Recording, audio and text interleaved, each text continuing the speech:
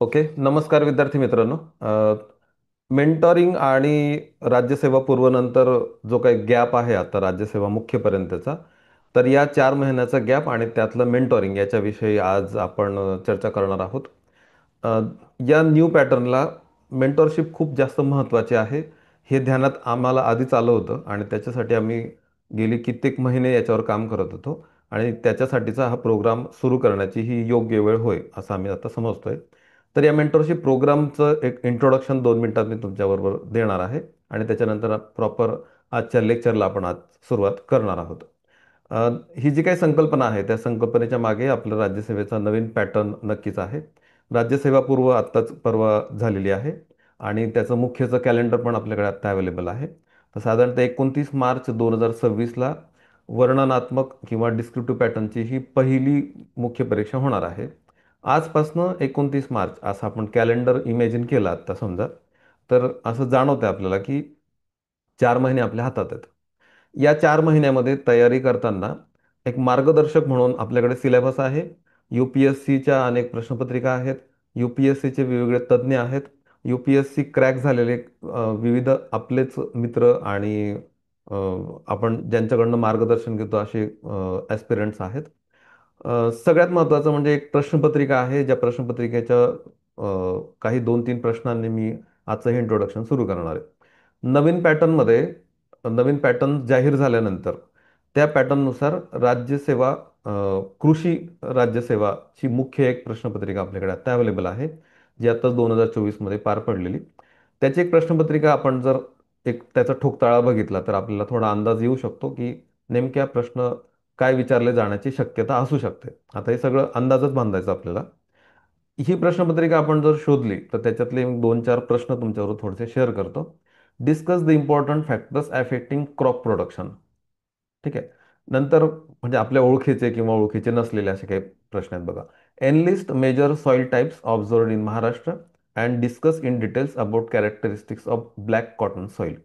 किंवा PDSवर आता 2013च्या नॅशनल फूड सिक्युरिटी ॲक्टवर आता प्रिलिमला क्वेश्चन येऊन गेला.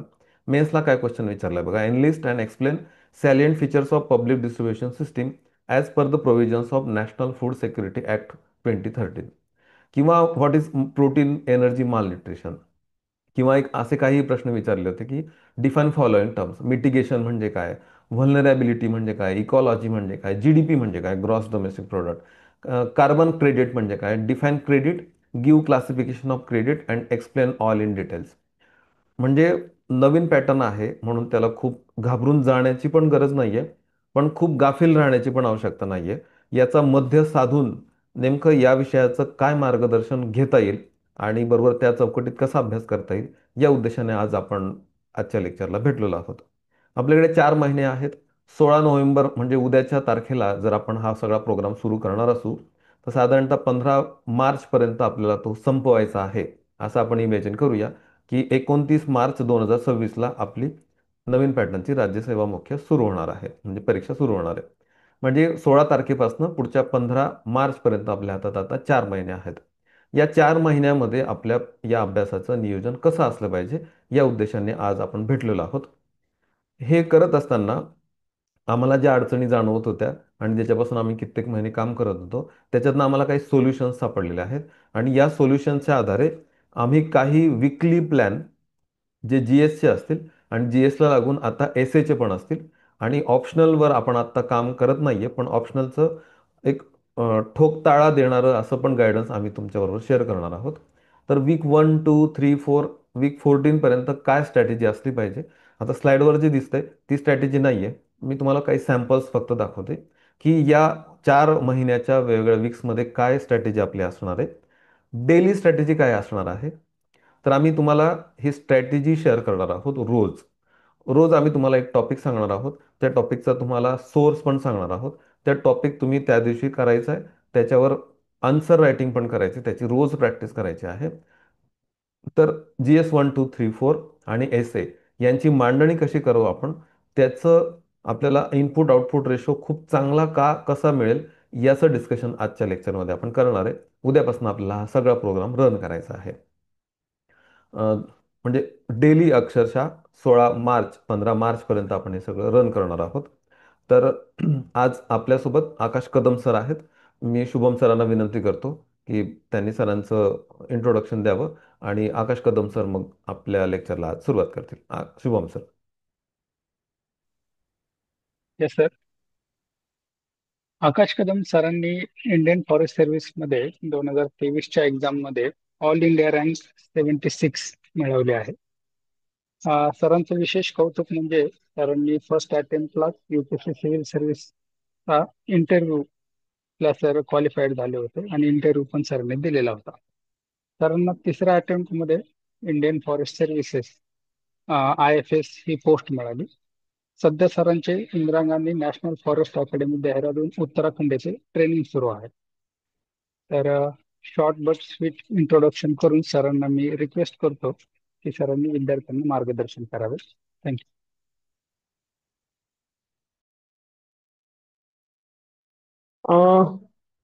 तर नमस्कार मित्रांनो. तुमच्यासारखाच मी पण एक ॲस्पायरंटच होतो आणि मला 4 अटेम्प्ट लागले UPSC क्लिअर करायला. पण यामध्ये काही चुका झाल्या.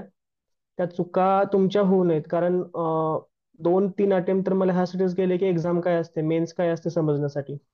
आणि तुमचा पॅटर्न आता नवीन पॅटर्न प्रमाणे तुम्हाला रिटर्न आन्सर्स लिहायचे आहेत, तर त्यासाठी काय करावं लागेल, इथून आपल्याला सुरुवात करावी लागेल. कारण MPSC ची जी पहिली मेन्स होती, मी MPSC ची पण एक मेन्स दिली आहे. तर मला त्यामध्ये काय होतं हे माहित आहे की तुम्हाला कोणत्या प्रकारचा अभ्यास लागतो आणि UPSC च्या मेन्ससाठी कोणत्या प्रकारचा अभ्यास लागतो. तर पहिले तर तुमच्या डोक्यातून मला हे काढून टाकायचं की UPSC ची मेन्स खूप अवघड असते आणि MPSC ची मेन्स आपल्याला मॅनेजेबल होती. तर मला एक समजलं की बऱ्याच मुलांनी घाबरून MPSC ची प्रिलिम्स दिली नाही. तर आता तुम्ही फॉर्च्युनेटली प्रिलिम्स दिली आहे आणि मेन्ससाठी तुम्ही क्वालिफाय होऊ शकता, असे तुमचे मार्क्स पण येत आहेत, तर चांगली गोष्ट आहे. त्यामुळे तुम्ही मेन्सला घाबरून प्रिपरेशन सोडून देऊ नका. पण एक बेसिक गोष्ट जी लागते UPSC ला मेन्सला, ती म्हणजे आन्सर रायटिंग. आणि आन्सर रायटिंग का लागते, कारण तुमचं मेन तेच आहे, त्यावरूनच तुम्हाला मार्क्स मिळतात. आता तुम्हाला बऱ्याच गोष्टी माहिती आहेत, पण त्या मांडायच्या कशा हे सुद्धा माहीत असलं पाहिजे. तर तुमच्याकडे जो अभ्यास आहे त्याच अभ्यासाच्या बेसिसवर तुम्ही आन्सर्स लिहायला सुरुवात केली पाहिजे. डेली तुमचं आन्सर रायटिंग झालं पाहिजे. आता तुम्ही जर सिलेबस बघितला MPSCचा, तर तो UPSCच्या सिलेबस सारखाच डिझाईन केलाय.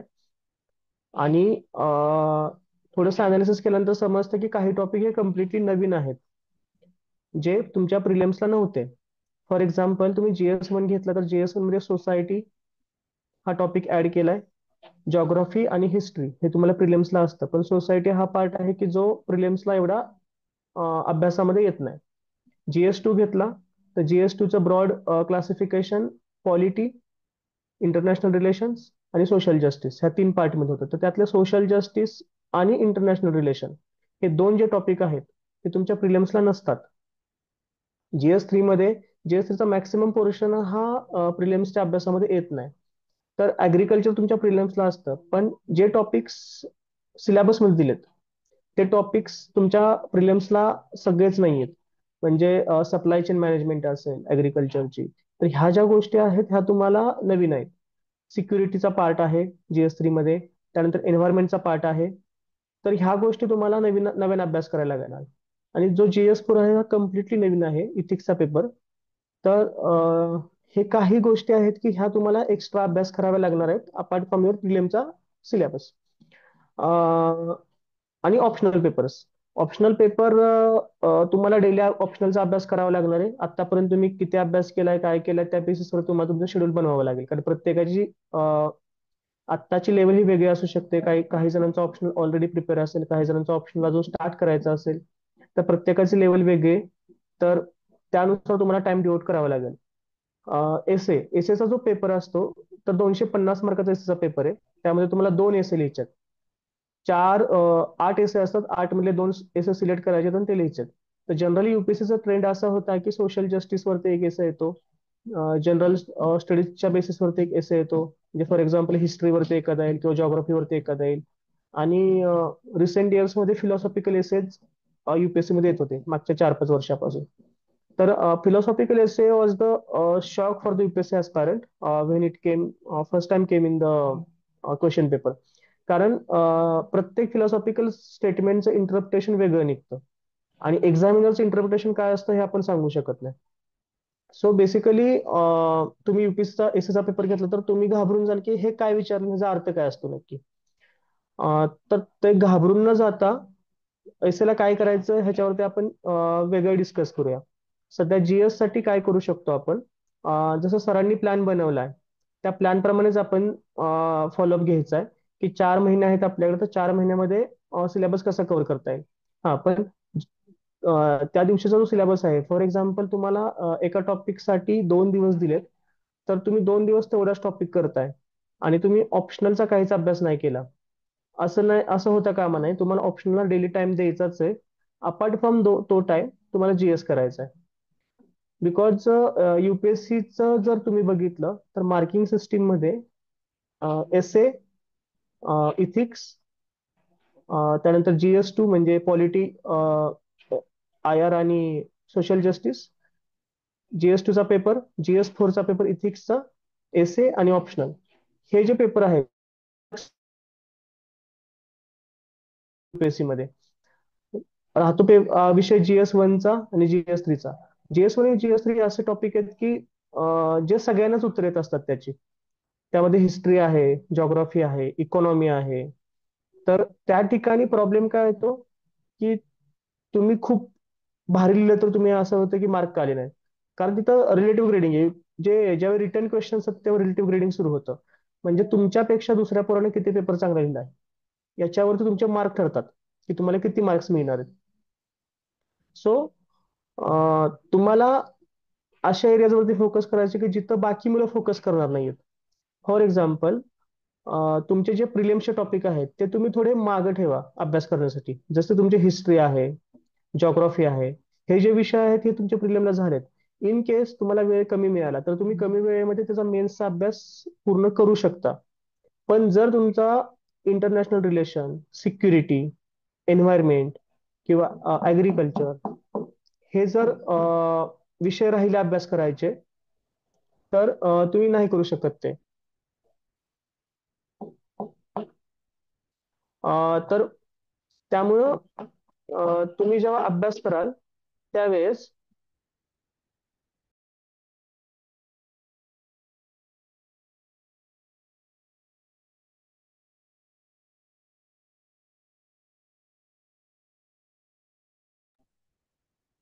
हॅलो, तर ज्यावेळी तुम्ही अभ्यास कराल त्यावेळी तुमचा फोकस हा जे विषय तुमच्या प्रिलिम्सला नाहीयेत त्या विषयांवरती सुरुवातीला पाहिजे.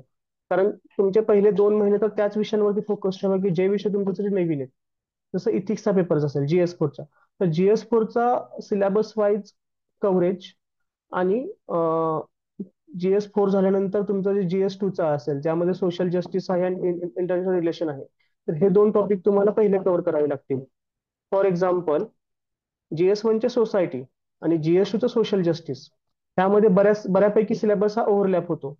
तर हे 2 विषय तुम्ही दोघांचा सिलेबस समोर ठेवून जे काही रेफरन्स मटेरियल तुम्हाला प्रोव्हाइड केलं जाईल, दिसलं सर तुम्हाला रेफरन्स मटेरियल प्रोव्हाइड करतील की कुठून वाचायचं आहे काय, तर ते रेफरन्स मटेरियल समोर ठेवून तुम्हाला सोसायटी आणि सोशल जस्टिस संपवायचं आहे दिलेल्या टाइम मध्ये. आणि त्यानंतर तुम्हाला त्याचे युपीएससीच्या प्रिव्हियस इयर क्वेश्चन्स बघायचे की यावरती युपीएससीने कोणते क्वेश्चन्स विचारले होते. आणि ते क्वेश्चन्स तुम्हाला बघायचे की तुम्ही जो सिलेबस कव्हर केला त्यानुसार कव्हर होत आहेत का. आता जनरली तुम्हाला कधी कधी असे पण प्रश्न येतात की तुम्हाला असं वाटतं की ह्याचं उत्तर तर मला येतंय, पण प्रॉब्लेम असतो की त्याची मांडणी कशी करायची. त्यासाठी तुम्हाला ते उत्तर लिहावं लागतं. म्हणजे फॉर एक्झाम्पल, मी तुम्हाला एक एक्झाम्पल देतो. मागच्या वर्षी 2025चा जो युपीएससीचा पेपर झाला त्यामध्ये जीएस 1 च्या पेपरमध्ये एक क्वेश्चन आला होता की silent features of the Harappan architecture काय आहेत. तर हडप्पा सिव्हिलायझेशन जे होतं त्यातलं जे आर्किटेक्चर आहे त्याचे फीचर्स काय होते. तर तुम्ही म्हणाल की मला तर हे माहिती आहे त्यांची रचना अशी होती, घरं अशी होती, त्यांच्यात 2 सिटाडेल असे पार्ट होते. पण हे शब्दामध्ये कसं लिहायचं. तर for example grid based urban planning, तुम्हाला हे शब्द जे आहेत ते शब्द लागतात की तुम्हाला कमी वेळेमध्ये जास्त कव्हर करायचंय. कारण युपीएससीचा दुसरा एक इश्यू काय आहे की वेळ पुरत नाही. वेळ का पुरत नाही, कारण आपल्याकडे तेवढे शब्द नसतात. आणि तुम्ही एखाद्या वेळेस जर शब्द नसेल तर तुम्ही तुमच्या भाषेत लिहिण्यासाठी जाता, खूप ब्रॉडली लिहिता. जो एखादं वाक्य हे 5 शब्दामध्ये संपत असेल तर तेच वाक्य लिहायला तुम्हाला 10 ते 12 शब्द लागतात. आणि यामुळे काय होतं की तुमचे पॉइंट्स कमी कव्हर होतात आणि वेळ पुरत नाही. जनरली तर युपीएससी ला मार्किंग कसं आहे की तुम्ही किती मॅक्सिमम पॉईंट कव्हर केले. फॉर एक्झाम्पल फीचर्स, तर तुम्ही फीचर्स किती लिहिले. साधारण तुम्ही उत्तर 2 पान लिहिलं पण त्या 2 पानामध्ये तुम्ही 4च फीचर लिहिले. दुसऱ्या पोरानं उत्तर 1.5 पान लिहिलं पण त्यामध्ये त्यानं 10 फीचर लिहिले. तर 100% ते 10 फीचर लिहिणारा जास्त मार्क पडतात, ना की ज्यानं 4 फीचर लिहून 2 पानं भरलेत. पण तुमचा वेळ त्या 1.5 पान लिहिणाऱ्या मुलापेक्षा जास्त गेलाय. तर हे काही छोटे छोटे गोष्टी असतात आणि ह्यासाठी तुम्हाला माहित लागतं की तुमच्याकडे कीवर्ड्स काय आहेत. जे कीवर्ड्स असतात त्या कीवर्ड्स वरून तुम्हाला उत्तर द्यावे लागतात. फॉर एक्झाम्पल हडप्पामध्ये तुम्हाला ग्रीड बेस अर्बन प्लॅनिंग असेल, सिटाडेल अँड लोअर टाउन असेल, त्यानंतर स्टँडर्डाइज्ड ग्रेनरी असतील, ड्रेनेज सिस्टीम असेल, डॉकयार्ड असेल. तर ह्या गोष्टी ज्या आहेत ह्या तुम्हाला आधीपासून माहित पाहिजेत पेपरला जाताना, की जे काही स्टँडर्ड क्वेश्चन आहेत की हे येऊ शकतात. आता हे क्वेश्चन्स कुठं मिळणार. तर हे क्वेश्चन्स तुम्हाला युपीएससीचे जे प्रिव्हियस क्वेश्चन्स आहेत ते क्वेश्चन्सचे तुम्हाला क्वेश्चन बँक बनवावी लागेल paper wise. For example ancient हिस्ट्रीवरती किंवा हिस्ट्रीवरती प्रिव्हियस इयर मध्ये युपीएससीच्या 10 वर्षात कोणते कोणते क्वेश्चन्स आले, त्या क्वेश्चन्सला तुम्ही स्वतःहून लिहायला घ्या. तुम्हाला असं वाटणार नाही की तुम्हाला ह्याचं उत्तर येत नाही. हा, 20 प्रश्नांमधले 5 प्रश्न असे असतील की ज्याचे उत्तर येत नाही, 15 प्रश्न असे असतील की ज्याचे उत्तर तुम्हाला येतात. आता तुम्हाला मी विचारलं की अकबरची जी रिलिजियस सिस्टीम होती, धार्मिक सिस्टीम होती, तर त्या सिस्टीम मध्ये काय काय होतं. तर तुम्हाला याचं उत्तर असं नाही होणार की मला माहित नाहीये. तुम्ही एमपीएससी साठी आतापर्यंत वाचलंय की अकबरच्या काळामध्ये सुले कुल पॉलिसी होती, किंवा दिने इलाही होतं, त्याचं इबादत खाना होता. तर ह्याच गोष्टी आहेत, ह्या तुम्हाला लिहाव्या लागतात. पण तुम्हाला त्या आठवत आहेत का. ज्यावेळी क्वेश्चन समोर होतं क्वेश्चनचा मिनिंग समजतो की यामध्ये लिहायचंय काय. तर या गोष्टी तुम्हाला समजाव्या लागतात. त्यासाठी तुम्ही क्वेश्चन बँक सोबत ठेवा, युपीएससीचा सिलेबस सोबत ठेवा आणि मग अभ्यास करायला घ्या. क्वेश्चन बँक कोणत्यासाठी बघायचे, तर जे तुमचे प्रिलिम्सला कव्हर झाले. आणि अभ्यासाची सुरुवात कुठून करायची तुम्हाला, मेजरली मेजर फोकस की जे तुमच्या प्रिलिम्सला नव्हतं. म्हणजे तुम्ही सुरुवात करा इंटरनॅशनल रिलेशन पासून. आता जो मंडे येतो तर मंडे पासून तुम्ही इंटरनॅशनल रिलेशनला सुरुवात करा, की आपल्या आजूबाजूच्या देशांचे संबंध कसे आहेत, त्यावरती एक टॉपिक आहे. त्यानंतर बाकी डेव्हलप्ड कंट्री सोबत रिलेशन कसे आहे त्यावरती टॉपिक आहे. इंडियन डायस्पोरावरती एक टॉपिक आहे. तर हे काही टॉपिक्स आहेत, ह्याला सुरुवात करा. आता ह्याला रेफरन्स मटेरियल तुम्हाला सर सांगतील की कुठून वाचायचं आणि काय वाचायचं. ते रेफरन्स मटेरियल घ्यायचं आणि अभ्यासाला सुरुवात करायची. एकदा तुमचं एक बेसिक वाचून झालं, स्टॅटिक सिलेबस इंटरनॅशनल रिलेशनचा, की त्याचे प्रश्न बघायचे युपीएससीचे जे आलेत ते. त्याची क्वेश्चन बँक तुमच्याकडे असली पाहिजे की मागच्या 10 वर्षामध्ये आय आर वरती किती क्वेश्चन्स आलेत. तर ते क्वेश्चन्स वाचायचे, त्याचं मिनिंग समजून घ्यायचं आणि मग तुम्ही जे वाचलंय त्यातून काय उत्तर लिहू शकतो हे बघायचं. आता यामध्ये तुम्हाला वाटेल की मी जे उत्तर विचार करतो ते बरोबर आहे की नाही. तर त्यासाठी तुम्ही एक काम करू शकता.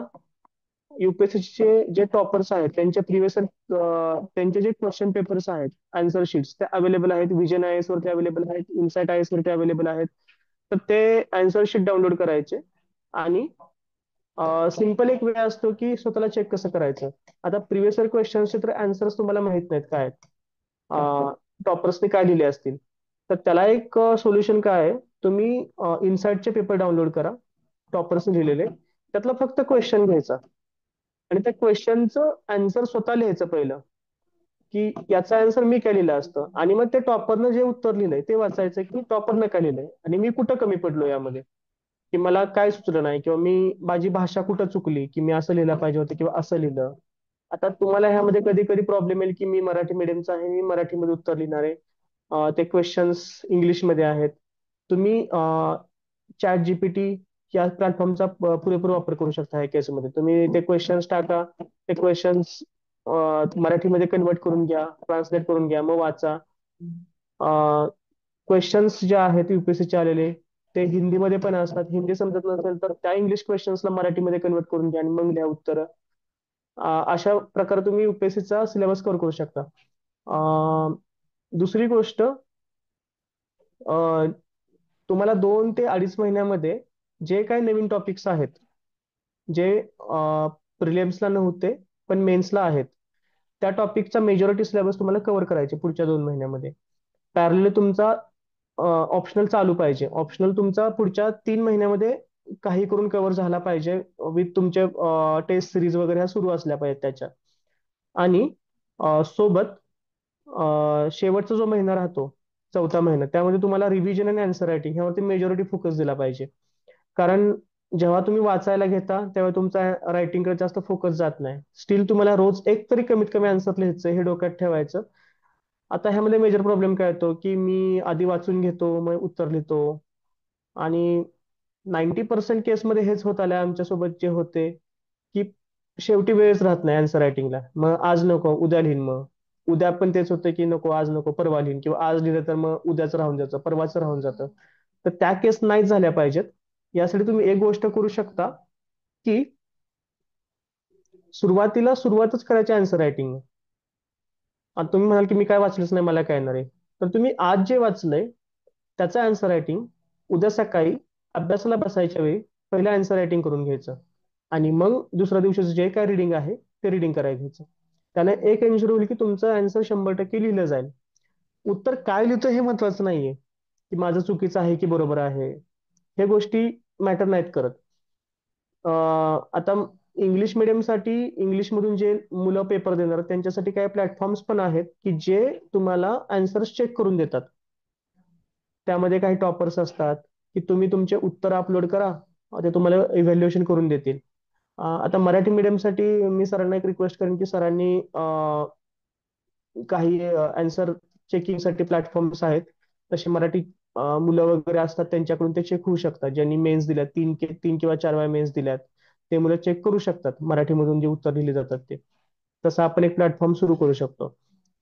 तर आन्सर रायटिंग डेली ठेवा. आणि दुसरी गोष्ट, आज जे वाचलंय त्याचा आन्सर दुसऱ्या दिवशी झालंच पाहिजे. अदरवाईज तुम्ही जे करताय त्याला काही अर्थ नाहीये. कारण युपीएससीची मेन्स म्हणण्यापेक्षा जी रिटर्न मेन्स आहे, रिटर्न मेन्सला 3 गोष्टी लागतात: वाचन, मनन आणि लिहिणं. ह्या तिन्ही गोष्टी झाल्या तरच तुम्ही काहीतरी केल्यासारखं वाटतं. अदरवाईज तुम्ही आज जे वाचलंय ते तुम्हाला फॅक्च्युअल गोष्टी तर आठवतील ज्या तुम्हाला एमपीएससीला लागतात, की कुठल्या राजानं काय केलं होतं, कधी केलं होतं, कोणत्या वेळी काय केलं होतं, त्या गोष्टी राहतील. पण ते कसं मांडायचं जेव्हा लिहायची वेळ येते ते तुम्हाला जमणार नाही. आता प्रत्येक उत्तरामध्ये इंट्रोडक्शन, बॉडी आणि कन्क्लुजन हे 3 पार्ट असतात. तर तुम्ही जेव्हा लिहाल त्याच वेळी तुम्हाला ते अडचण येईल, की मी तर इंट्रोडक्शन काय करू. असा असा क्वेश्चन आला तर ह्याला काय इंट्रोडक्शन केली पाहिजे. बॉडी तुम्हाला लिहिता येईल, पण इंट्रोडक्शन आणि कन्क्लुजनचं काय. तर ज्यावेळी तुम्ही लिहायला घेता तेव्हाच तुम्हाला या शंका येतात, की हा आता GS3 मध्ये मी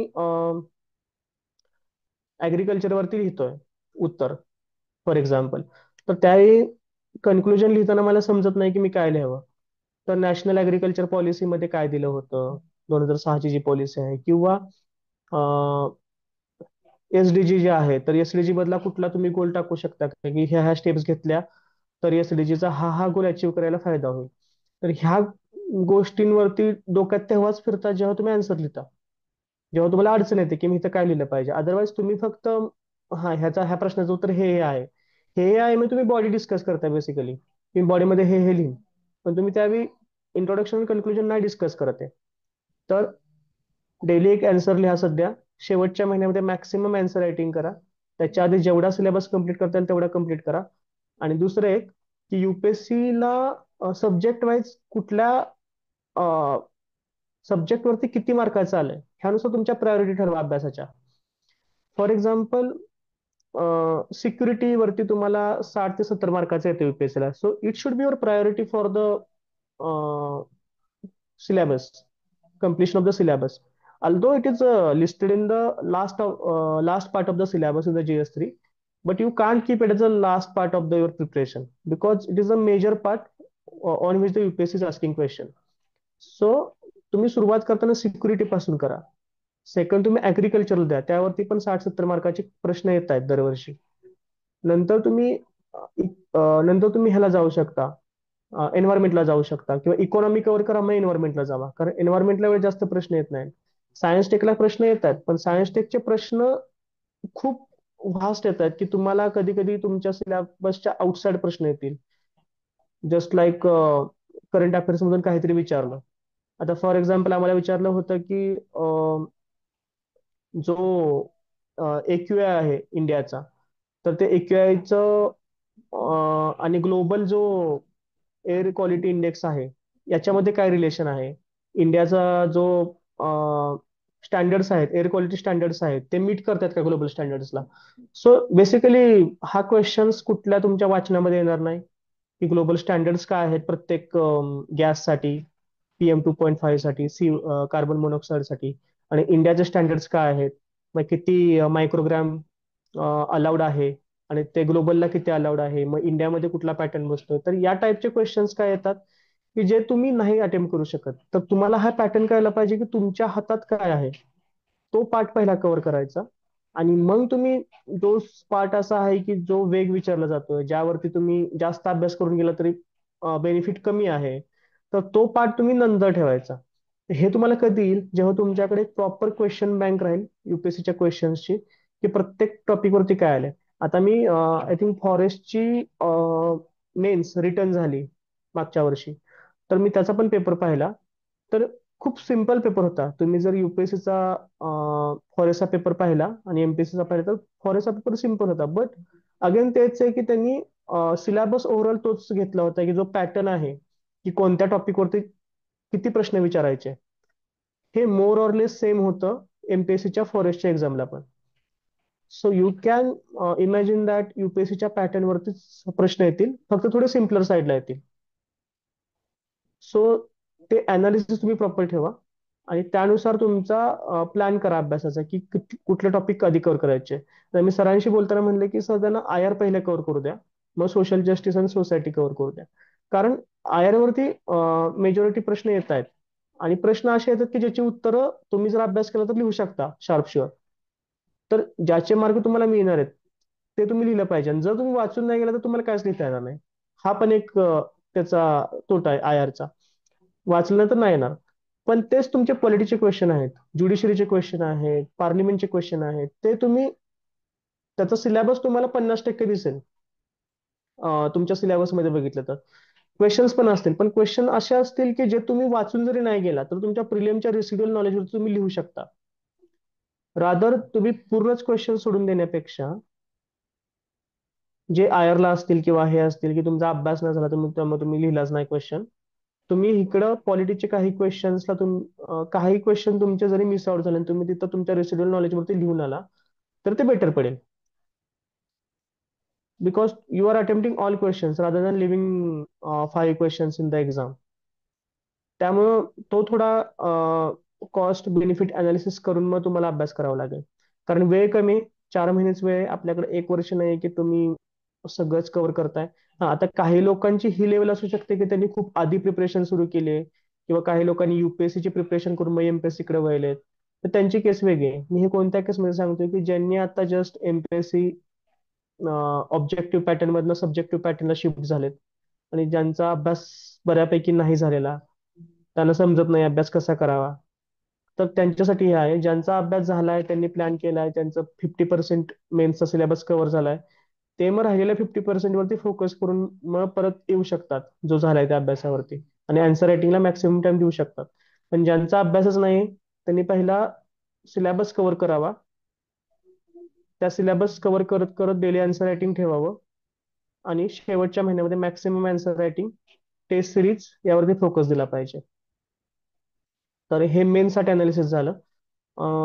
एसेचा विषय असा असतो की एसेला तुम्ही डेडिकेटेड टाइम द्यायला वेळ मिळत नाही. मग त्याला तुम्ही एक गोष्ट करू शकता की एव्हरी संडे तुम्हाला एक एसे लिहायचा आहे, आणि तो एसे कोणाकडून पण चेक करून घ्या, किंवा तुमचे पियर्स असतात, एक टॉपिक डिसाईड करू शकतात. म्हणजे देसले सरांना मी सांगेन की एक टॉपिक तुम्ही जर दिला त्यांना प्रत्येक संडेला, तर त्याच टॉपिक वरती सगळे मुलं एसे लिहितील, आणि तो एसे मग तुम्ही पियर रिव्ह्यू करू शकता. पियर रिव्ह्यू म्हणजे काय, की माझा एसे दुसरा चेक करेल की त्याला काय वाटतंय की ह्यामध्ये काय असायला पाहिजे होतं, आणि मला वाटतं की त्याच्या एसे मध्ये काय असायला पाहिजे होतं. असं तुम्ही पेअर रिव्ह्यू करून बघू शकता आणि तो टॉपिक मग क्लासमध्ये डिस्कस पण करता येऊ शकतो की या एसे मध्ये काय असायला पाहिजे होतं. ऍज अ फॅकल्टी म्हणून कोणतरी ते डिस्कशन घेऊ शकतं आणि मग तुम्हाला पण समजून जाईल की आपलं काय राहिलंय किंवा काय नाही, आपलं इंटरप्रिटेशन कुठं चुकलं, एसे मध्ये काय डिमांड होती, आपण काय घेतली. तर सुरुवातीला तुम्ही जीएसचे एसे घ्या, ते सोपे आहेत. जसे काही आयर वरती एसे आले होते मागच्या 3-4 वर्षामध्ये युपीएससी, तर त्यात आयरचे एसे घ्यायचे, मग आयरचे एसे तुम्ही लिहू शकता किंवा पॉलिटीचे एसे येऊन गेलेत, फेडरलिझमचे एसे येऊन गेलेत, तर ते एसे तुम्ही सुरुवातीतून करू शकता. आणि नंतर फिलॉसॉफिकल एसे, म्हणजे 2 एसे तुमचे झाले की हळूहळू फिलॉसॉफिकल शिफ्ट व्हायचं की तुम्हाला फिलॉसॉफिकल एसेचा मिनिंग कळतोय का. आता ह्यामध्ये एआयचा पुरेपूर वापर करायचा आहे आपल्याला. एआयचा वापर कसा करायचा की सुरुवातीला बघायचं की आपल्याला काय वाटतंय की या एसेचा मिनिंग काय आहे. मग आपण पॉईंट जॉट डाऊन केले की ह्यामध्ये मी काय काय लिहू शकतो, ब्रेनस्टॉर्म केलं. इथं कसं आहे की एमपीएससी ला कमी वेळ असतो एस लिहिला. इकडं तुम्हाला 1.5 तास आहे एका एसेला, तर तुम्ही 15 मिनिटं एका एसेला ब्रेनस्टॉर्म करायला फक्त द्यायचे की मला एसे मध्ये काय काय लिहायचंय, पॉईंट्स काय काय टाकणार आहे मी. ते पॉईंट्स तुम्ही एका ठिकाणी लिहून घ्यायचे आणि मग एसे लिहायला सुरुवात करायची. आता इथं एक फायदा काय असतो की तुमच्या पहिले 2 पाने आणि शेवटची 2 पानं खूप महत्वाचे असतात युपीएससीच्या एसे मध्ये, कारण 12 पानाचा एसे लिहायचा असतो. पहिली गोष्ट, तुम्हाला 12 पानं लिहायची सवय लागली पाहिजे. दुसरी गोष्ट, तुम्ही जेव्हा लिहिताय त्यावेळेस पहिल्या 2 पानांमध्ये काय लिहिताय खूप मॅटर करतं, कारण एक्झामला तुमच्या 12चे 12 पेज वाचण्यात काही इंटरेस्टिंग नसतो. तुम्ही पहिल्या 2 पानात काय लिहिलं त्यावरून त्याला अंदाज लागून जातो की तुमचे किती मार्काचा हा पेपर आहे. 125 पैकी 50 मार्काचा आहे का, 40 मार्काचा आहे का, 60 मार्काचा आहे, ह्याचा अंदाज त्याला लागून जातो. मग तुमचे जे पहिले 2 पानं आहेत आणि कन्क्लुजनचे शेवटचे 2 पानं आहेत, हे व्यवस्थित असले पाहिजेत. आता ह्यासाठी तुम्हाला थोडंसं अवांतर वाचन करावं लागेल. अवांतर वाचन इन द सेन्स, जे टॉपरचे नोट्स आहेत एसएचे, ते टॉपरचे एसएचे नोट्स बघायचे. त्यामध्ये त्यांनी कन्क्लुजन, मॉडेल इंट्रोडक्शन काढून ठेवल्यात की कुठल्या टाईपचा टॉपिकला तर काय वापरू शकतो. फॉर एक्झाम्पल, एक एसे आला होता की ह्युमन, म्हणजे माणसाचे जीवन म्हणजे human being to human to human being होणं, असा एस आला होता एक. तर ह्यामध्ये स्टँडर्ड इंट्रोडक्शन होती की बुद्धाची लाईफ जी आहे की being human to human being to being human, हे कसं त्याच्या लाईफमध्ये झालं. तर असे काही एक्झाम्पल असतात, तर ते तुम्ही लिहू शकता. किंवा अंगुलीमालची स्टोरी तुम्हाला माहित आहे. तर अशा काही गोष्टी असतात की ज्या तुम्हाला इंट्रोडक्शन मध्ये वापरल्या तर लगेच एक्झामिनरला समजून जाते की ह्या व्यक्तीला टॉपिकचा मिनिंग समजलाय. तर तुम्ही अशा टॉपरच्या नोट्स मधून स्टोरीज घेऊ शकता. मग त्या स्टोरीज तुम्ही तुमच्या भाषेत करू शकता, लिहू शकता. आणि मग हे प्रत्येक संडेला तुम्हाला एक एक एसे लिहायचा आहे, तो डिस्कस करायचा आहे क्लासमध्ये, पेअर्सकडे रिव्ह्यू करून घ्यायचा आहे. आणि मग बाय द एंड तुमचे 4 महिन्यामध्ये 16 एसे लिहून होतात. आणि त्यामध्ये तुम्ही जर टेस्ट सिरीजचे काही एसे इन्क्लूड केले तर तुमचे 20 एक एसे होऊन जातात. 20 एसे लिहून जर तुम्ही एक्झामला गेला तर तुम्हाला एसेला ऍज सच काही प्रॉब्लेम येत नाही.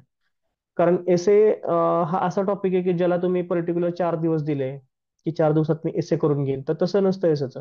एसे इज अ कंटिन्युअस प्रोसेस की ज्यामध्ये तुमच्या काय चुका होत आहेत हे तुम्हाला बाय टाइम कळत जातं. आणि तुमचा जसा अभ्यास होत जाईल जीएसचा, ऑप्शनलचा आणि जीएसचा, तसं तुमचा कंटेंट पण एनरिच होत जाईल एसे साठी. की मला सुरुवातीला वाटलं की माझ्याकडे काहीच नाहीये, मी 12 पानं काय लिहू एसे साठी. तर त्यासाठी जो कंटेंट लागतो तो तुम्हाला, जेव्हा जीएसचा आणि एसएचा ऑप्शनलचा अभ्यास कराल त्यातून तुम्हाला कंटेंट मिळत जाईल. मग तुमच्या ऑप्शनल मधून तुम्हाला फिलॉसॉफर मिळतील. फॉर एक्झाम्पल, समाजशास्त्र किंवा जॉग्राफी काही जणांचं ऑप्शनल असेल तर त्यामध्ये काही फिलॉसॉफर असतात. त्या फिलॉसॉफर्सनी काहीतरी बोललेलं असतं, त्या फिलॉसॉफर्सला तुम्ही तुमच्या एसे मध्ये टाकू शकता की या फिलॉसॉफरनं असं असं बोललं होतं, हे माझ्या टॉपिकला लिंक होतंय, ते लिंक करून लिहू शकता तिथं. तर असा काही कंटेंट तुम्हाला भेटून जाईल, काही एक्झाम्पल्स मिळून जातील जीएस मधून, जॉग्राफीच्या असतील, हिस्ट्रीच्या असतील. शिवाजी महाराजांचं काय असेल, त्या शिवाजी महाराजांच्या गोष्टी कुठे लिंक होते, कॅरेक्टरवरती जर एसे आला की character is the biggest virtue, तर हा फिलॉसॉफिकल आहे. तर सॉक्रेटिसचं वाक्य आहे. तर मग तुम्ही शिवाजी महाराजांचं एक्झाम्पल त्यामध्ये देऊ शकता की कॅरेक्टरचा हा बिगेस्ट व्हर्च्यू आहे. की शिवाजी महाराजांच्या लाईफ मधलं एक्झाम्पल तुम्ही कोट करून दाखवू शकता की असं असं हिस्ट्रीमध्ये दिसतं, जॉग्राफीमध्ये कुठं दिसतंय हे. नेल्सन मंडेलाचं एक्झाम्पल देऊ शकता. म्हणजे वेगवेगळे एक्झाम्पल देऊन तुम्ही टॉपिकला प्रूव्ह करू शकता आणि त्याचे वेगवेगळे डायमेन्शन. तर बेसिकली हा एसे असतो, पण हे तेव्हा डेव्हलप होईल जेव्हा तुम्ही मल्टिपल वेळा लिहाल ती गोष्ट. मल्टिपल टॉपरच्या नोट्स बघून थोडं तुम्ही एनरिच कराल त्या गोष्टींना. आणि जेव्हा क्लासमध्ये डिस्कस होतील की यामध्ये काय असायला पाहिजे होतं, त्यावेळी त्या गोष्टी आपोआप येत जातील आणि मला एसएला ॲज सच सेपरेट क्लास किंवा ह्या गोष्टी करायची गरज लागणार नाही. तर हे एसएचं झालं. जीएसला तुम्ही सांगितलं त्याप्रमाणे फॉलोअप करा. आणि ऑप्शनलला प्रत्येकाचा ऑप्शनल वेगळा आहे, सो मी त्याच्यावरती नाही बोलू शकत. पण हां, ऑप्शनल तुम्हाला डेली करावं लागणार आहे, हे कॉमन गोष्ट आहे. ऑप्शनलचं आन्सर रायटिंग डेली करावं लागणार आहे, हे पण कॉमन गोष्ट आहे. सो सेम पॅटर्न राहिलेला पण की तुम्ही जेव्हा ऑप्शनल करताय आज, तर त्या ऑप्शनल जो टॉपिक केलाय, समजा फॉर एक्झाम्पल पेपर वनचा फर्स्ट टॉपिक केला, तर त्याचे एखादा आन्सर तर दुसऱ्या दिवशी सकाळी पहिलं लिहा आणि मग त्या दिवसाला सुरुवात करा. आणि एक सगळ्यात महत्वाची गोष्ट, सिलेबसची कॉपी आणि प्रिव्हियस इयर क्वेश्चन्स जे काय बुक असेल तुमच्याकडं किंवा झेरॉक्स असेल, ती कायमस्वरूपी सोबत ठेवा. आणि जेव्हा कधी अभ्यासाला सुरुवात करताय, तेव्हा सिलेबस वाचूनच अभ्यासाला सुरुवात करा. कारण सिलेबस तुम्हाला जर माहित असेल, तर तुम्हाला लगेच लिंक लागत जाईल की कोणत्या सिलेबसच्या पॉईंट वरती हा क्वेश्चन आलाय आणि त्याचं उत्तर तुम्ही त्या अकॉर्डिंगली लिहू शकता. आणि तुम्ही अर्धा एक तास न्यूजपेपर पण वाचायला द्या सकाळी. कारण त्यातून तुमचे थोडेसे GS3 GS2 ला जे फॅक्च्युअल गोष्टी लागतात, फॉर एक्झाम्पल आय आर. तर युपीएससीला काय होतं, आय आर मध्ये मोस्टली त्या 4 महिन्यामध्ये ज्या गोष्टी घडतात इंटरनॅशनल मध्ये, त्याच्या बेसिसवरती क्वेश्चन्स येतात पेपरात. आणि त्या 4 महिन्याचा तुम्ही पेपर नाही वाचला, तुम्हाला जर माहित नसेल काय सुरू आहे ग्लोबलमध्ये, तर तुम्ही मिस आउट होऊन जाता. फॉर एक्झाम्पल समजा सार्कची परिषद झाली, तर प्रश्न डायरेक्ट येतो की रिसेंटली सार्क परिषदमध्ये काय ऑब्जेक्टिव्ह होते आणि त्यातून काय आउटकम आला. तुम्ही जर वाचलं नसेल तुम्हाला काहीच माहित नसतं. सो एक अर्धा एक तास तुम्ही एक तास देऊन पेपर ओव्हरव्ह्यू करू शकता की नक्की काय सुरू आहे. एखादे एक्झाम्पल असतात की ह्युमन डेव्हलपमेंट इंडेक्स, तर जीएसटीला क्वेश्चन येऊन गेले HDI वरती. तर तुम्हाला माहित पाहिजे की समजा HDIचा रिपोर्ट आला आत्ताच्या पिरियडमध्ये, तर HDIच्या रिपोर्टमध्ये किती रँक होती, कशामध्ये भारत कमी पडला, कशामध्ये पुढे गेला, काय कशामध्ये चांगली गोष्ट झाली. तर ह्या ज्या फॅक्च्युअल गोष्टी असतात त्या तुम्हाला लिहाव्या लागतात पेपरात. तर HDIच्या रिपोर्टवरती क्वेश्चन आला तर. आणि इव्हन जरी नाही आला, ह्युमन डेव्हलपमेंट वरती broadly question, human development I think इकॉनॉमीमध्ये तुम्हाला आहे GS3ला. तर ब्रॉडली ह्युमन डेव्हलपमेंट वरती क्वेश्चन आला, पण तुम्ही ह्युमन डेव्हलपमेंट इंडेक्स वाचून आलाय, तर तुमचं उत्तर अर्ध तिथंच तयार होतं की तुम्हाला काय लिहायचं आहे. आणि तुम्ही तिथं कोट पण करू शकता की आत्ताच्या रिपोर्ट प्रमाणे ह्युमन डेव्हलपमेंटमध्ये भारतात स्थानीय आहे, ह्यामध्ये भारताची घसरण झाली, ह्यामध्ये भारताची चांगली गोष्ट आहे, तर भारताला ह्या गोष्टींवरती लक्ष दिलं पाहिजे. त्याच्या अकॉर्डिंग तुम्ही आन्सर तुमचं फ्रेम करू शकता, which is always better than the static answer. की कोणीतरी लिहिलंय की ह्युमन डेव्हलपमेंटचे हे पिलर आहेत आणि हे असं असं फक्त थेरोटिकल लिहून आले. तर 100% ज्यानं करंटला कनेक्ट करून उत्तर लिहिलंय, तर जास्त मार्क पडणार. जसं सुरुवातीला सांगितलं मी, ग्रेडिंग हे रिलेटिव्ह आहे. मग प्रश्न हा जातो की ज्यानं उत्तर चांगले लिहिलंय, ज्याचं उत्तर चांगलं आवडतं त्याला जास्त मार्क पडतात. आणि मग नशीब पण कधी कधी खराब असतं की एखाद्याचं उत्तर चांगलं आहे, त्याच्या पुढे तुमचा पेपर आला आणि ज्यामध्ये तुम्ही स्टॅटिक फक्त लिहिलंय, तर मग एक्झामिनर म्हणतोय की आधीचं उत्तर चांगलं होतं याच्यापेक्षा, तर त्याच्यापेक्षा ह्याला मी कमीच मार्क देणार. सो हे रिलेटिव्ह ग्रेडिंग चालत राहते ह्या रिटर्न एक्झाम्स मध्ये. त्यासाठी आपण किती बेटर वेने आन्सर लिहितोय, किती व्हॅल्युएशन करतोय, किती त्यामध्ये करंट अफेअर्स आणतोय, तर ह्या गोष्टी थोड्या मॅटर करतात. सो एक तास त्या गोष्टीला द्यायला काही प्रॉब्लेम नाही. सो बाकी तुमच्या काय अडचणी असतील तर सांगा, आपण डिस्कस करूया. इन्फॉर्मल टॉक आहे, सो तुम्ही सांगू शकता, असं काही प्रॉब्लेम नाही. किती पण म्हणजे कुठलीही डाऊट फालतू नाही. बेसिकली किती पण फालतू डाऊट तुम्हाला वाटत असेल तरी पण बोला, आपण डिस्कस करूया त्या गोष्टी.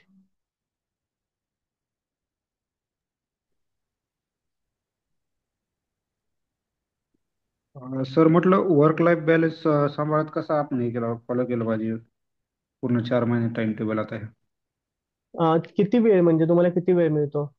सर माझं आता तलाठी म्हणून काम करतो मी. सकाळी समजा मला 10ला गेलं तर समजा 6 पर्यंत काम असतं माझं. हम्म, हम्म. आणि विकेंड्स वगैरे सुट्टी आहे का? शनिवार रविवार. ओके. आणि हा, मग तुम्ही एक काम करू शकता की तुम्हाला अर्ली मॉर्निंग थोडंसं स्टार्ट करावं लागेल अभ्यास. Yes sir. आणि ज्या गोष्टी काही गोष्टी इम्पॉर्टंट आहेत त्याला काय ऑप्शन नाही, जसे काही सिलेबस डेली रिडिंग असेल आणि डेली आन्सर रायटिंग असेल, ह्या दोन गोष्टी तुम्हाला कराव्याच लागतील. आणि देन तुम्ही मॉर्निंगला एक स्लॉट ठेवू शकता तुमच्या जे जीएसचे नवीन टॉपिक आहेत त्यासाठी. आणि इव्हिनिंग स्लॉट तुम्ही ठेवू शकता आल्यानंतर ऑप्शनलसाठी. So yes. ह्या दोन बेसिसवर तुम्ही तुमची प्रिपरेशन ठेवू शकता. आणि 100% तुम्हाला विकेंडला जास्त टाइम द्यावा लागेल कारण तुमच्याकडे वेळ कमी आहे. येस मग सर. तुमचा जो काय बॅकलॉग राहतोय या टाइम टेबलमधून, तो येस. बॅकलॉग तुम्हाला विकेंडला कव्हर करावा लागेल. Yes sir.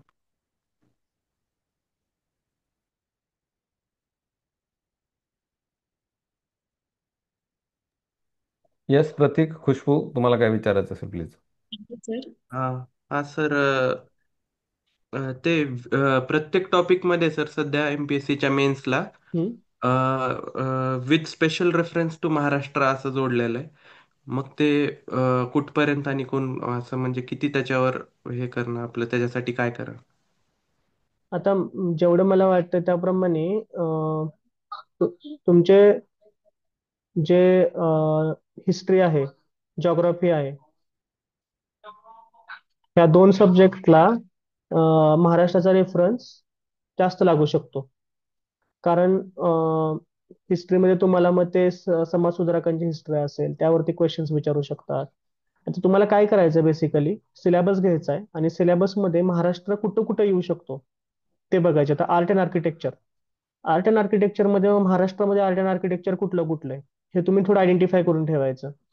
आता तुम्हाला स्वतःला केल्यानंतर तुम्ही एआयचा वापर करू शकता, त्याला विचारू शकता की major art and architecture in Maharashtra, ते जर तुम्ही टाकलं तर तुम्हाला काहीतरी लिस्ट मिळेल. मग त्यावरती तुम्हाला थोडंसं मटेरियल शोधावं लागेल किंवा तुमच्या एमपीएससीच्या सिलेबसमध्ये असेल तिथून घ्यावं लागेल.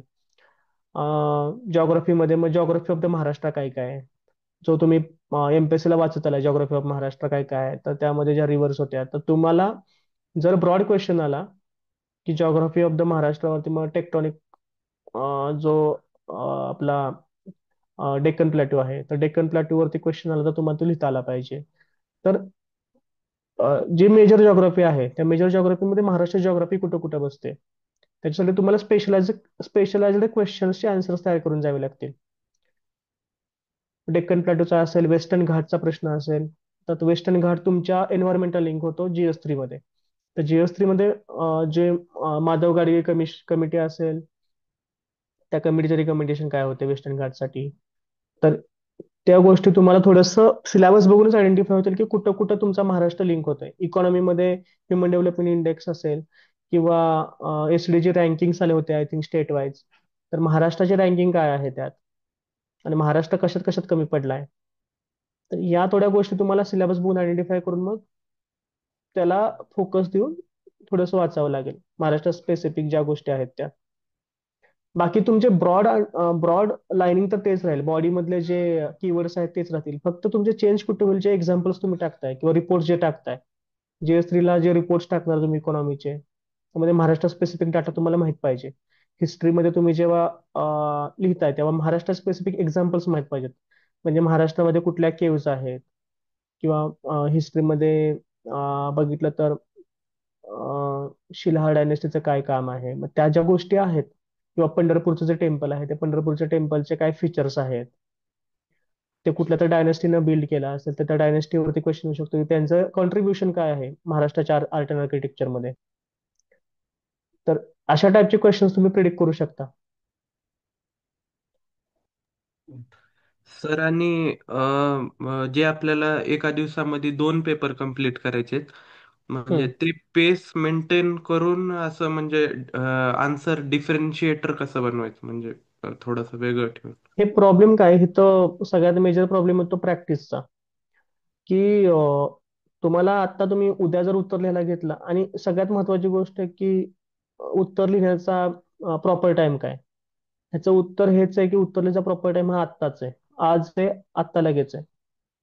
तुम्हाला कदाचित अर्धा तास लागेल आत्ता उत्तर लिहायला, पण लागू देतो आहे तो वेळ तुमचा हळूहळूच कमी होणार. तुम्ही अचानक घेतलं आणि मग ठरवलं की 10 मार्काचा क्वेश्चन मला 6 मिनिटात लिहायचा आहे आणि मी 6 मिनिटात लिहितो.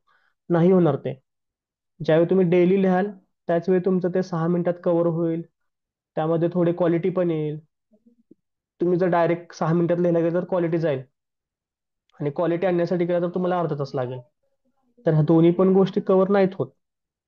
याला एकच ऑप्शन आहे, तुम्ही डेली लिहा आणि तुमचे ज्यावेळी ते रिपीट रिपीट तुम्हाला जसं मी सुरुवातीला सांगितले की काही कीवर्ड्स तुम्हाला पाठ लागतात.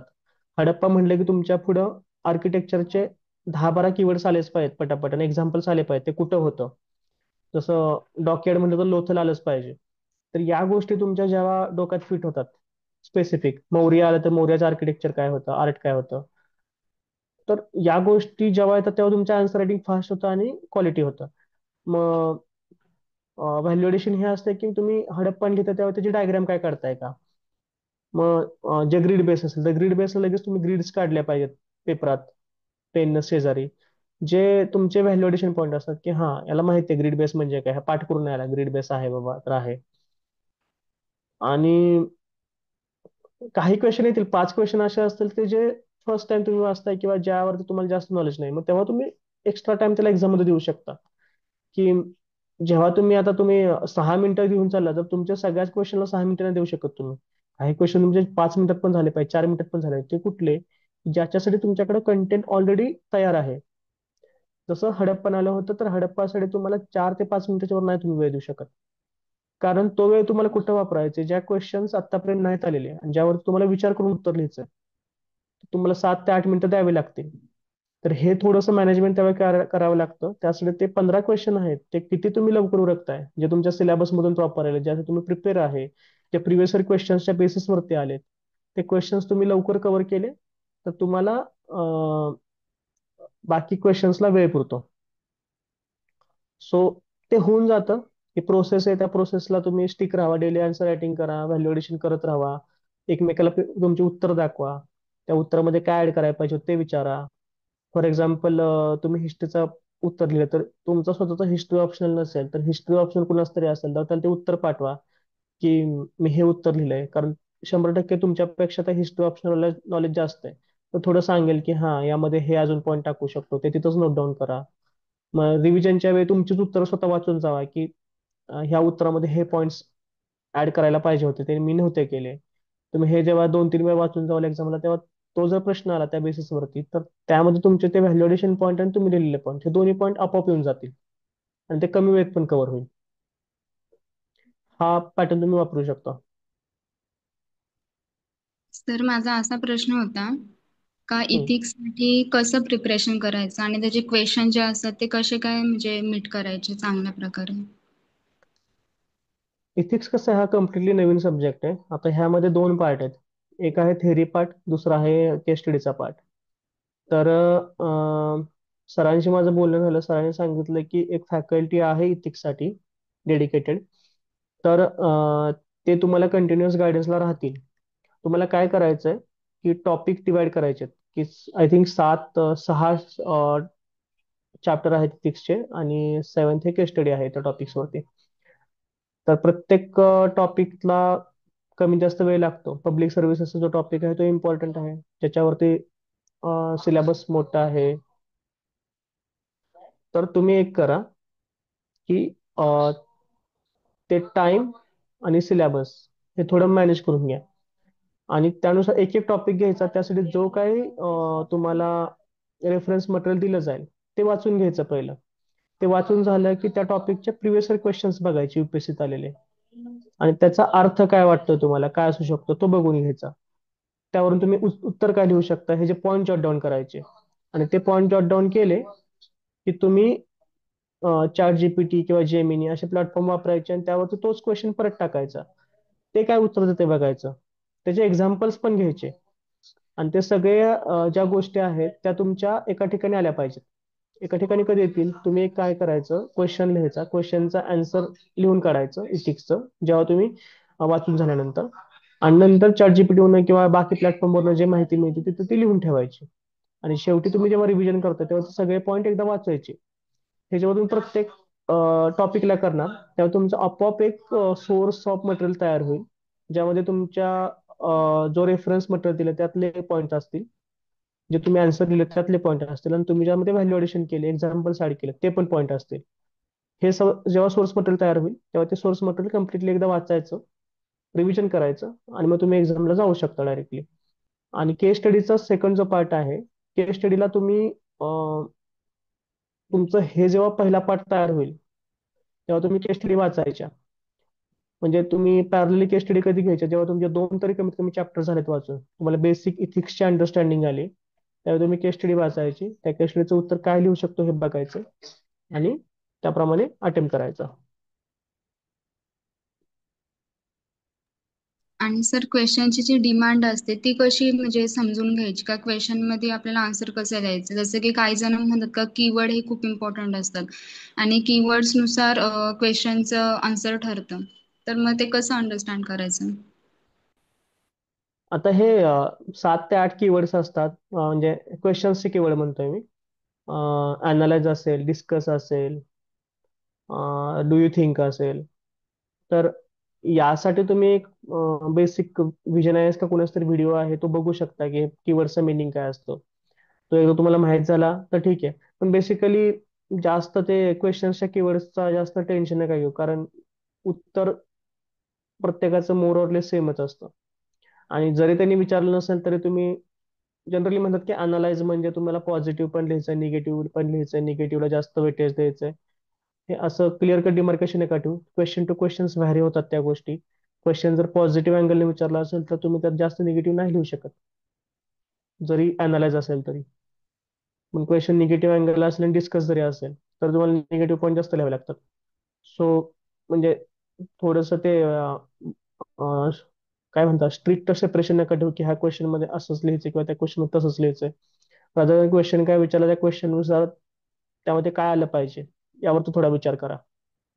आणि दुसरं काय करू शकता, क्वेश्चनचं अंडरस्टँडिंग. त्या क्वेश्चनचं अंडरस्टँडिंग कसं होतं की ज्यावेळी तुम्ही क्वेश्चन 2 ते 3 वेळा वाचायचा आणि स्वतःच्या भाषेत पहिला त्याला कन्वर्ट करून घ्यायचा की ह्यांना काय म्हणायचं नक्की. जेव्हा तुम्ही स्वतःच्या भाषेत कराल तेव्हा तुम्हाला कळेल की त्याची डिमांड काय आहे. तर सुरुवातीला तुम्हाला क्वेश्चनची डिमांड चुकेल, उत्तर वेगळीच येतील. त्यासाठी मी तुम्हाला काय म्हणलं की तुम्ही जेव्हा उत्तर लिहाल तेव्हा ते AI प्लॅटफॉर्म किंवा इतर कोणाकडून तरी व्हेरीफाय करून घ्या उत्तर, की तुम्हाला तुम्ही डिमांड कळून जाईल की ह्या डिमांड क्वेश्चनची डिमांड काय होते ना, तुम्ही काय डिमांड घेतली आणि ती डिमांड का घेतली हे पण कळलं पाहिजे तुम्हाला, की तुमचं वाचण्यामध्ये कुठं चूक झाली. हे प्रोसेस जेव्हा तुम्ही रिपीट कराल ना तेव्हा तुम्हाला आपोआप डिमांड तुमच्या बरोबर यायला लागेल, की क्वेश्चन मध्ये काय पाहिजे होतं आणि तुम्ही काय लिहिलंय हे तुमचं मॅच व्हायला लागेल हळूहळू. सो स्टार्ट तरी करा त्या गोष्टीला, ते होऊन जाईल हळूहळू. Okay sir, thank you. येस.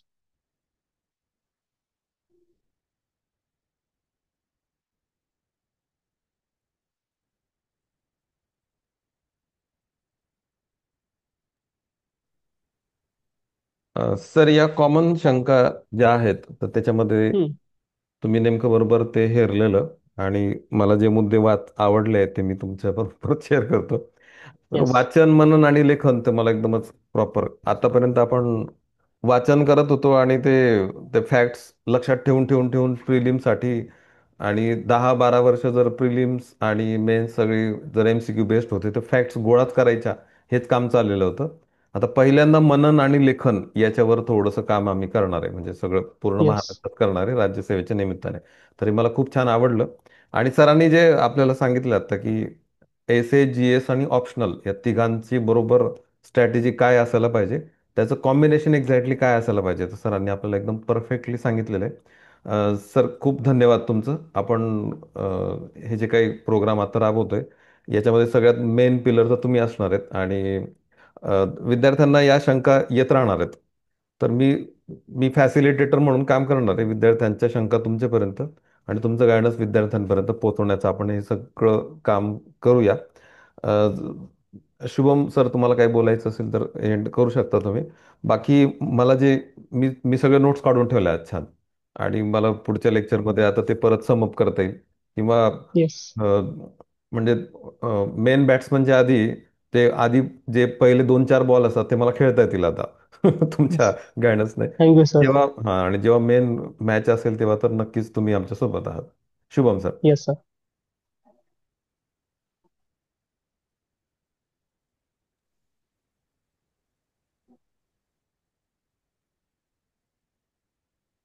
तुमचा आवाज येत नाहीये शुभम. खूप छान सरांनी गाईड केलंय. एक ओव्हरऑल डिस्क्रिप्टिव्हचा कसा अभ्यास करायला पाहिजे त्या बाबतीत सरांनी खूप सुंदर मार्गदर्शन केले. खूप सारे प्रश्न होते सर. त्या प्रश्नाला आम्हाला आता एक दिशा मिळाली आहे की कसं करायला पाहिजे आणि कसं कम्प्लीट करायला पाहिजे, काय अगोदर घ्यायला पाहिजे, काय नंतर घ्यायला पाहिजे. सर्वात महत्वाचं म्हणजे तुम्ही जे सांगितलं प्रिलिम्सला जो सिलेबस आहे तो आपल्याला थोडाफार तरी लिहिता येईल मेन्स मध्ये, आणि जो एक्सक्लुझिव्हली जो मेन्सचा सिलेबस आहे तो मेन्सचा सिलेबस आपल्याला खूप प्रायोरिटीने आधी कम्प्लीट करायचा आहे. तर याच दिशेने आम्ही जाण्याचा प्रयत्न करू सर. अ, खूप छान वाटलं सर तुमचं मार्गदर्शन ऐकून. तर thank you thank you sir team, thank you once again. आपण उद्या 16 तारीख आहे, तर उद्या 16 तारखेपासून आपण रविवारी एस ए आणि दर सोमवार ते शुक्रवार शनिवारपर्यंत GS असं सगळं पॅटर्न आता राबवणार आहोत. तर स्टे कनेक्टेड. डॉक्टर किरण देसले नावाने आपण जे टेलिग्राम चॅनल बनवलेलं आहे त्याला तुम्ही कनेक्ट राहा. म्हणजे रोजच्या ज्या काही अपडेट्स येतील ते सगळे अपडेट्स तुम्हाला ठाऊक होतील. आणि ब्राईट माइंड्स अकॅडमीच्या यूट्यूब चॅनलवर आपण हे सगळे व्हिडिओज अपलोड करतोय. तर पुढे जे काही स्ट्रॅटेजी व्हिडिओ असतील ते ते सगळ्या या यूट्यूब चॅनलवर शेवटी फक्त एकच बोलतो सर मी, सर प्लीज.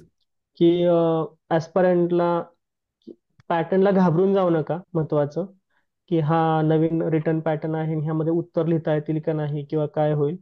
कारण कधी कधी असं पण असतं की तुमच्या स्वतःमध्येच एवढ्या काही गोष्टी लपलेल्या असतात की तुम्ही डायरेक्ट जाऊन पण लिहू शकता कधी कधी, की काही प्रश्नांची उत्तर तुम्ही एवढी भारी लिहाल की तुम्हाला पण ते एक्सपेक्ट नसेल की तुम्ही एवढं भारी लिहू शकता. सो तुम्ही ते घाबरून जाऊ नका की ह्या पॅटर्न मध्ये आम्हाला लिहिता येईल का किंवा नाही लिहिता येणार. आत्तापासून तुम्ही रोज प्रॅक्टिस ठेवली तर 100% तुम्ही बाकी सगळ्या महाराष्ट्राच्या तर पुढे असाल. कारण बरेच लोक UPSC मध्ये पण आम्ही पाहिलेत, 90% लोक हे उत्तर लिहित नाहीत, फक्त पुस्तक घेऊन वाचत राहतात आणि शेवटी मग डोक्यात असतं पण पेपरमध्ये उतरत नाही. हे रिटर्न एक्झामचं सगळ्यात मोठं हे आहे की जे डोक्यात आहे कमी जरी असेल पण ते तुम्ही प्रॉपर जर उतरवलं तरी मार्क येऊन जातात. येस, कारण तुम्हाला काय येतंय हे चेक करणाऱ्याला माहित नाही. तुम्हाला तुम्ही जे लिहिलंय ते त्याच्या पुढे आहे. बस. एक्झॅक्टली. तुम्हाला जे जे मांडता आलं ते महत्वाचं. जे ऑब्जेक्टिव्हला नव्हतं, ऑब्जेक्टिव्हला तुम्हाला येत असेल तर तुमची उत्तर बरोबर येत होती. पण इथं तसं नाही, तुमच्या डोक्यात आहे पण तुम्ही लिहिलं नाही. तुम्हाला क्वेश्चनचा मिनिंग नाही कळला, तुम्ही वेगळंच काहीतरी लिहून आला. तुम्हाला वाटतं की मी खूप भारी पेपर लिहिलाय पण प्रश्न वेगळाच होता, उत्तर वेगळंच लिहिलंय, तर नाही मार्क मिळणार. सो रोज प्रॅक्टिस ठेवा, लिहित राहा. लिहिणं हे की आहे हे परत एकदा सांगेन. जे मी 100% सांगतो की नाहीत फॉलो करणार लोक, कारण बऱ्याच वेळा मी पाहिलं हे, पण हे नका विसरू की लिहिल्याशिवाय नाही होणार सिलेक्शन.